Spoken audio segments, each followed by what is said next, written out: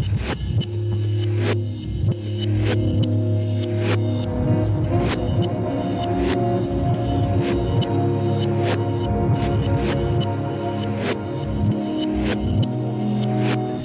selamat datang kembali di channel Grit Auto.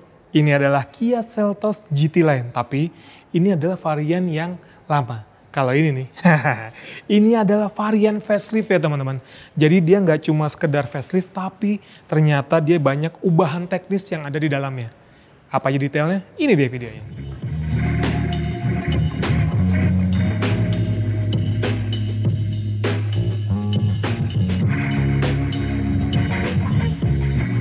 Ubahan pertama yang paling mencolok adalah fascia depannya teman-teman. Jadi kalau kita ngelihat dari lampunya, meskipun sama-sama pakai DRL tapi ya, ini dia sudah menggunakan bahasa desain yang baru. Dia mirip seperti Kia EV9. Jadi kalau DRL-nya yang dulu tuh U, sekarang dia modelnya Star Map Lamp. Jadi sama seperti yang si Kia EV9 ya. Jadi emang ini mungkin nantinya juga di mobil-mobil lainnya seperti Sonet itu akan bahasa desainnya seperti ini. Grillnya juga sudah berubah ya, beda tuh sama yang versi lamanya, tapi dia tetap mengandalkan kayak misalnya fog lampnya sudah LED, ini semuanya juga semua udah mengandalkan LED. Terus bedanya juga, sekarang dia ada radar di sini, kaca di bagian atas itu juga ada kameranya karena dia sudah dilengkapi dengan fitur ADAS. Ya, jadi kalau sebelumnya mungkin di Kia EV9 udah, EV6 udah, lalu Carnival udah, sekarang dia sudah merambah di Kia Seltos teman-teman. Nah, perbedaan teknis berikutnya adalah di balik kap mesin ini.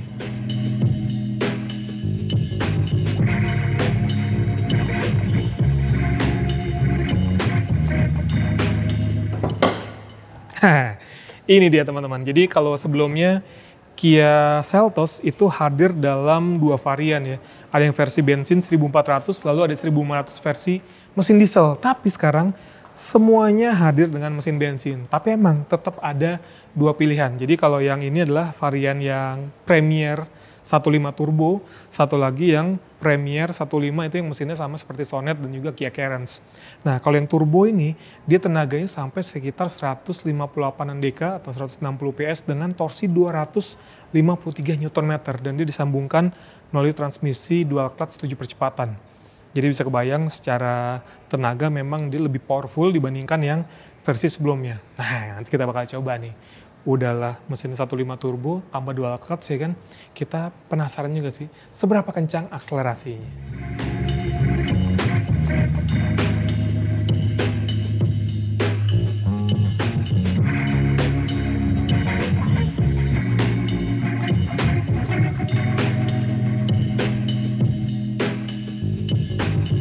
Bagian samping, kalau dari peleknya masih menggunakan ring 17 seperti GT Line juga kemarin pakai yang 17, dia dibalut dengan ban 215/60 R17. Jadi memang secara profil dia masih tebal teman-teman dan desainnya ini juga cukup berbeda dibandingkan yang sebelumnya ya.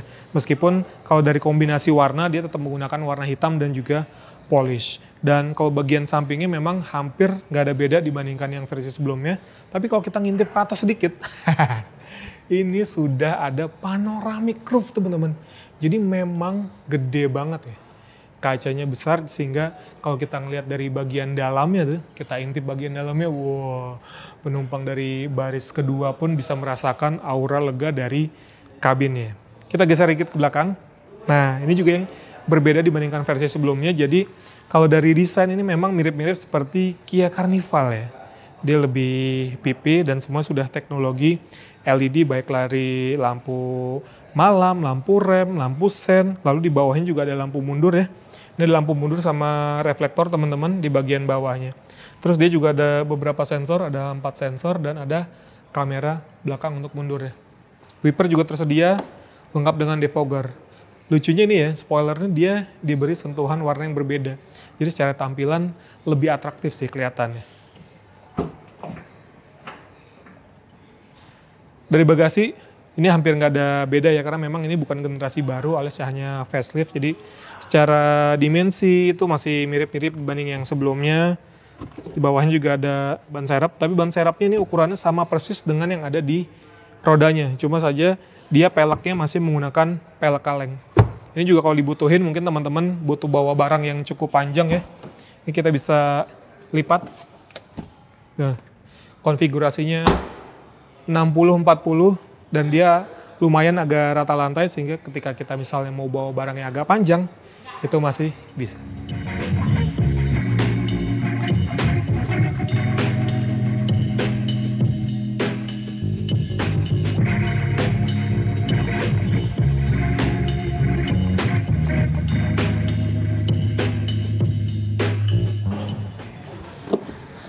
Oke, kalau di bagian belakang ya ini mungkin mirip-mirip, paling bedanya hanya di patternnya aja ya. Tapi untuk joknya ini juga masih kulit. Ya, di sini juga ada armrest lengkap dengan cup holder di bagian tengah. Lalu di sini juga ada teman-teman, ada 2 port Type C untuk pengecasan ya. Jadi dia lebih fast charging. Ini juga ada kompartemen kalau mau naruh handphone bisa di sini atau ya bisa juga di sini sih. Jadi ya lumayan praktis. Dan di belakang tetap ada kisi-kisi AC.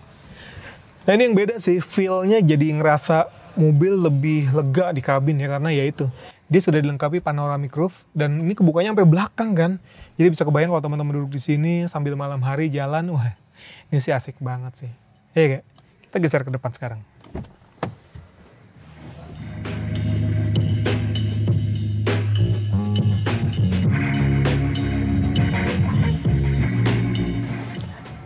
Wah, ini jadi secara tampilan memang meskipun dia hanya facelift, tapi ini feel-nya tuh kayak mobil generasi baru gitu teman-teman. Karena kalau kita ngeliat dari panel instrumennya ya dia pakai model screen yang lebar seperti ini ya. Udah gitu dia modelnya agak curve gitu atau melengkung sehingga lebih apa ya, kelihatan kayak Carnival Mini gitu. Seru ya. Dan untuk fitur-fiturnya teman-teman ini juga cukup lengkap sekarang ya.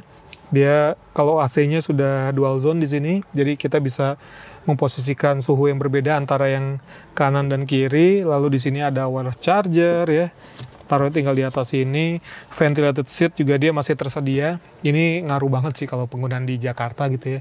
Ini salah satu fitur yang saya cukup appreciate karena ya itu saya agak gerahan gitu kan kalau duduk di macet-macetan ya pasti adanya fiturnya akan lebih enak. Terus parking brake sudah elektrik sekarang, lengkap dengan auto hold, jadi nggak usah tarik-tarik lagi. Kompartemen di sini ada cup holder, di sini juga masih ada ya.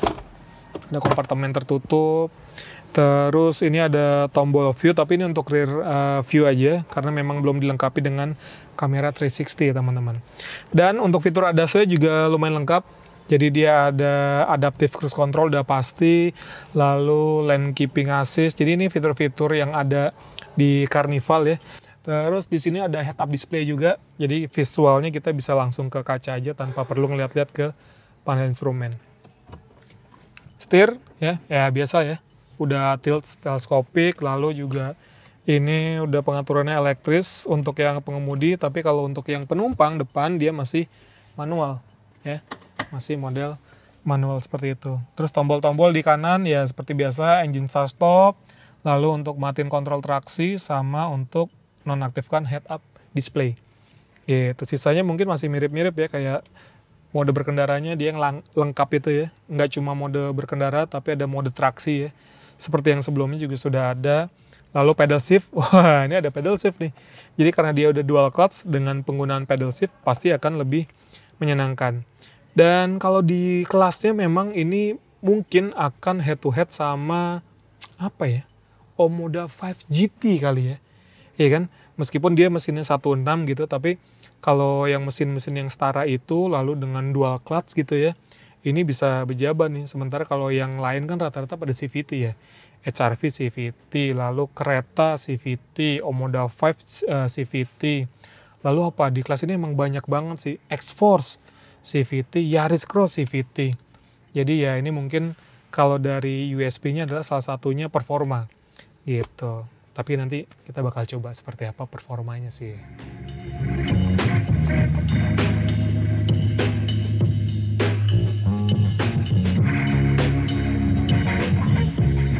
Nah teman-teman, itu dia review singkat dari Kia Seltos versi facelift ini.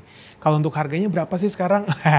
Itu dia teman-teman. Jadi memang sekarang dia belum rilis harga resminya, tapi nanti di Gias ya, tanggal 17 Juli 2024, Kia Indonesia akan mengumumkan harga jual resminya.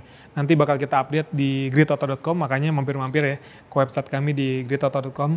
Tapi kalau secara overall, saya suka dengan tampilan barunya, terutama fascia depan dan belakangnya yang sekarang jauh lebih modern gitu ya. Meskipun ubahannya sebetulnya nggak terlalu banyak dibandingkan sebelumnya.